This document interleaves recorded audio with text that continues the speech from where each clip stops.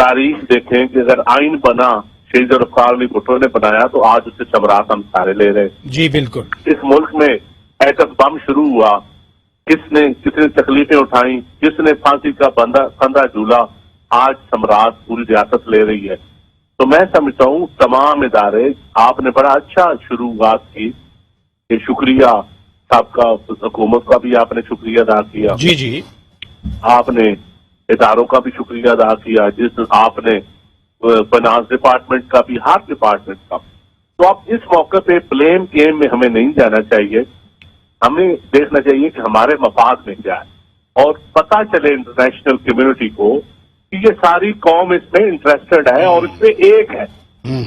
ये सबसे बड़ी चीज तो ये है, अगर हम इस वक्त तानेबाजी शुरू कर देंगे तो ये अच्छी चीज नहीं होगी। ना मैं उस तरफ जाना चाहता हूं जो मेरे भाई ने बात शुरू की, और उन्होंने इसमें मैं समझता हूं कि साबका हुकूमत हो या उससे पिछले हुकूमत, 2018 में तो आप शामिल हुए, तो फिर मैं अगर वो प्लेन गेम शुरू कर दूं कि क्यों शामिल हुए, वजूहत क्या थी, एक नई बहस छिड़ जाएगी। आपने बड़ा पॉजिटिव इसकी शुरुआत की और यही बेस्ट तरीका है। जब तक हम, मैं समझता हूं, नेशनल इश्यूज पे हम अपनी सियासत को पीछे रखते हुए एक नहीं होंगे, पॉजिटिव सोच नहीं आएगी, मुल्क के फायदे में नहीं होगा। और हम पहले बड़े गंभीर मसाइल में हैं और उस मसाइल से निकलने का एक ही हल है कि कम अज कम हमारी कौमी सोच, कौमी इश्यूज, कौमी मफाद, उस पे हम कोई एक दूसरे पे ब्लेम गेम, तानेबाजी ना करें। तो मैं समझता हूँ बहुत अच्छी हमारी इदारों ने तैयारी की और इसमें जो उनके पॉइंट्स हमने पूरे करने थे वो खास कानून साजी के चंद साहब पॉइंट पूरे किए, लेकिन मैं जरूर आपसे ये बात पूछना चाह रहा हूं, दहशतगर्दी तो हमारा मसला रहा है, पाकिस्तान ने बड़ी कुर्बानियां दी हैं, आपकी अपनी लीडर मोहतरमा बेनजीर शहीद हुई, वो भी दहशतगर्दों के हाथों।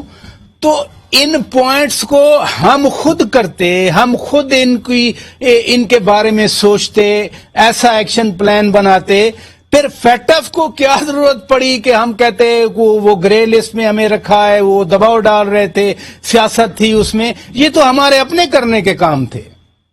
देखिए प्राचा साहब, कुछ चीजें थी जो हमने नहीं की, इंटरनेशनल स्टैंडर्ड के मुताबिक, दुनिया का मुतालबे के मुताबिक हमने गलत की होंगी तो हम शामिल हुए। कुछ हमारे साथ ज्यादती भी हुई है क्योंकि हमने दहशतगर्दी का मुकाबला किया, 70-80 हजार जानें दी, बहुत बड़ा नुकसान हुआ।